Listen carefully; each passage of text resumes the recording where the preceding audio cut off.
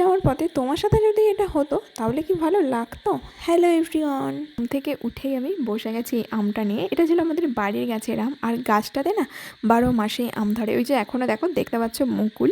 ওটা খেয়ে আমি সোজা চলে যাচ্ছি মায়ের কাছে, মাকে একটু হেল্প করতে। আর এই মাছটা ভাজার সময় না প্রচুর তেল ছিটকায়। তো যাই হোক, মাকে হেল্প করার পরে চলে গেছিলাম একটু মুখে আইস দিতে। তো আমার কাছে না কোনো রোলার নেই, তো আমি রেক্সোনা থেকে রেক্সোনা বার করে ভালো করে ধুয়ে আমি সেটার মধ্যে আইস জমাতে দিয়েছি। আর এটাতে না খুব ভালোভাবে পরের দিন আইসও জমেছিল। এই যে গাছগুলো ছিল না, সেগুলো দেখি প্রচুর লম্বা লম্বা হয়ে গেছে, ঘাস ফুলও ছিল। তো আমি তো এই গাছগুলোকে গ্রামীণ ভাষায় ঘাসফুলি বলে থাকি। তবে এইগুলোকে কিন্তু আমি ফেলবো না, এগুলোকে আবার বাইরে মাটিতে বসিয়ে দেওয়া হবে।